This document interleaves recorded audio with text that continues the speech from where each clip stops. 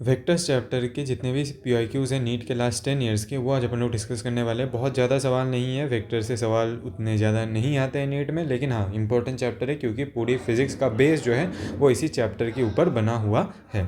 तो इस चैप्टर की शुरुआत, इस चैप्टर के PYQs की डिस्कशन अपन लोग करते हैं। सवाल नंबर 1 से शुरू करते हैं। सवाल हमसे कहता है कि दो वेक्टर्स हैं, ए वेक्टर और B vector. A vector given है, बी वेक्टर गिवन है। आर फंक्शंस ऑफ टाइम, हमें दिख रहा है कि टाइम का फंक्शन है। Then the value of T, हमें वो समय बताना है। They are orthogonal to each other, तब ये दोनों वेक्टर ऑर्थोगोनल हो जाए।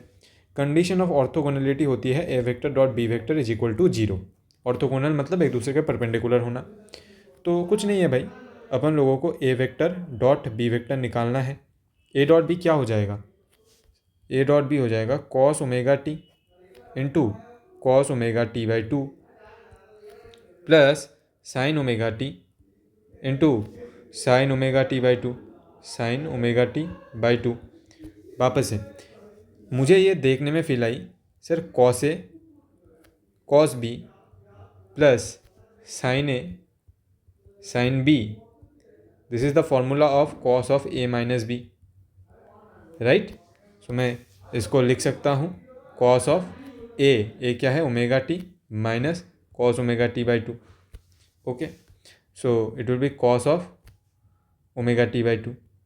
और कंडीशन ऑफ ऑर्थोगोनलिटी हमसे कहती है कि ये जो आया है it should be is equal to 0, A dot B 0 होना चाहिए।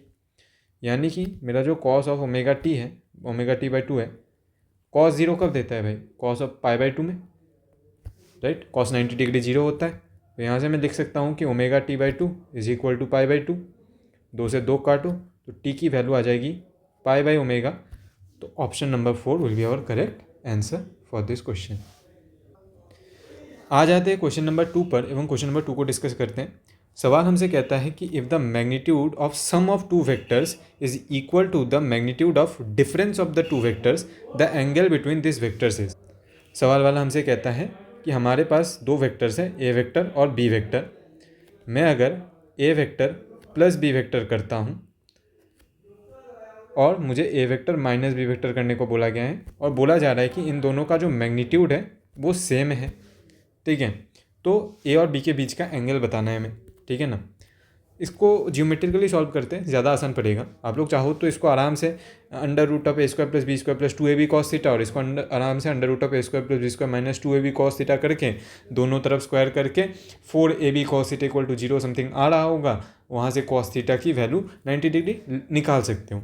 लेकिन ज्योमेट्रिकली कर सकते हैं कैसे? मतलब मैं ये कह रहा हूँ भाई, आप लोगों ने जब पैरेललोग्राम लॉ पढ़ा होगा, आप लोगों को याद होगा कि अगर ये मेरा ए वेक्टर है और ये अगर मेरा बी वेक्टर है, ठीक है, ये मेरा ए वेक्टर है, ये मेरा बी वेक्टर है।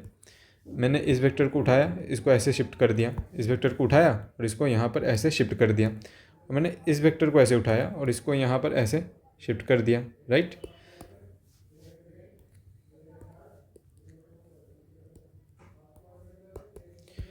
ये जो डायगनल हो, if this is my A vector and this is my B vector, ठीक है, ये वाला जो डायगनल होता है, ये वाला जो डायगनल होता है, this diagonal give me the answer of A vector plus B vector, right. अब सोच के देखिए, ए वेक्टर, अब ये वाला जो डायगनल होता है, ये वाला जो डायगनल होता है, this diagonal gives me the answer of A vector minus B vector, right.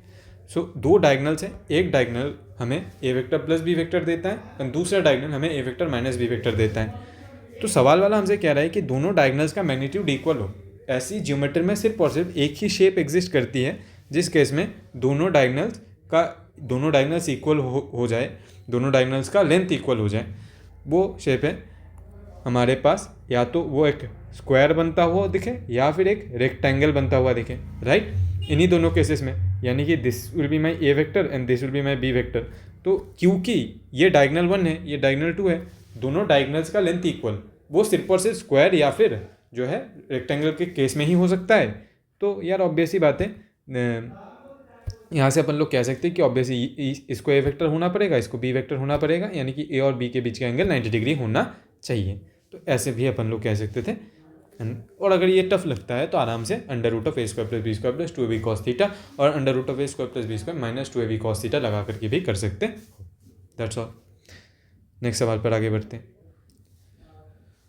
NEET 2019 में आया हुआ सवाल है।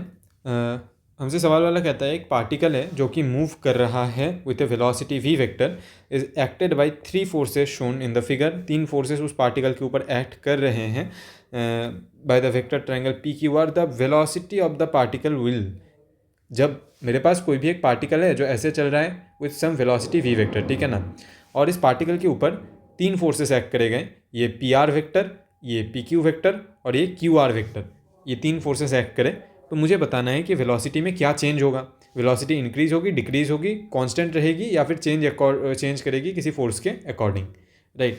अब मैंने देखा इसको, इस डायग्राम को बहुत अच्छे से ऑब्जर्व करने पर मुझे पता चला कि मैं अगर इसको फोर्स 1 कहता हूँ, इसको मैं अगर फोर्स 2 कहता हूँ और मैं अगर इसको फोर्स 3 कहता हूँ, force 1 vector plus force 2 vector plus force 3 vector is equal to 0 है भाई, यानी कि एफ नेट 0 है। अगर मेरा एफ नेट 0 है तो एफ नेट 0 मतलब m इंटू ए वेक्टर 0, यानी कि एक्सेलरेशन 0, और अगर एक्सेलरेशन 0 है इसका मतलब वेलोसिटी में कोई चेंज नहीं आएगा। दैट मीन्स वेलोसिटी जो है remains constant, will be our correct answer for this question. Last सवाल है हमारे पास, बस ये 4 ही क्वेश्चन है वेक्टर को लेकर के। सवाल वाला हमसे कहता है कि एफ वेक्टर मैं तेरे को दे रहा हूँ, आर वेक्टर दे रहा हूँ, then the scalar and vector product. एकदम सिंपल सा सवाल है भाई। हमसे एफ वेक्टर दिया गया है 2i कैप, सॉरी दिया ही हुआ है, मैं इसको वापस से नहीं लिखता हूँ। डॉट प्रोडक्ट चेक कर लेते हैं पहले। यार डॉट प्रोडक्ट चेक करूँगा जब मैं F vector dot are vector करूँगा तो मुझे क्या मिलेगा, 2 इंटू 3 6 प्लस 2 यानी कि 10। अब देखो 10 तो इस ऑप्शन में है नहीं, 10 इस ऑप्शन में है नहीं, यानी कि इन दोनों में से कुछ होगा, तो मुझे क्रॉस प्रोडक्ट चेक करना ही पड़ेगा क्योंकि 2 ऑप्शंस पर है, 2 ऑप्शंस पर है। तो क्रॉस प्रोडक्ट मतलब F vector cross R vector निकालना है। भाई कैसे करते हैं अपन लोगों को, एक डिटर्मिनेंट सॉल्व करना पड़ेगा, दैट इज़ आई जे के, और इधर लिखिए भाई 2 1 -1 2 1 -1, और फिर इधर लिखिए 3 2 -2, राइट। अब क्या है, पहले आई को ढको, या फिर लिखो ये बन जाएगा -2 -2 यानी कि +2 माइनस जे कैप, राइट, जे को ढक लो, फिर -4 -3 यानी कि +3 प्लस के कैप,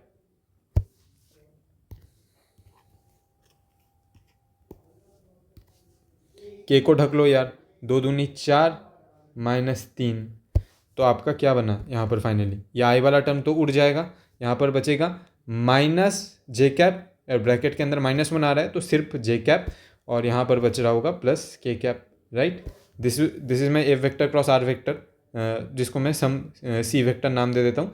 मुझे इसका मैग्नीट्यूड चाहिए, तो magnitude of C vector is nothing but equals to under the root of 1 square plus 1 square, that is under the root of 2। तो under the root of 2 option number 3 पर है, option number 3 will be our correct answer. और बस vector में यही 4 सवाल हमारे पास थे 2015, 2016, 2019 एवं 2022 में आए हुए लास्ट 10 ईयर्स में, and we are done with this chapter. Thank you.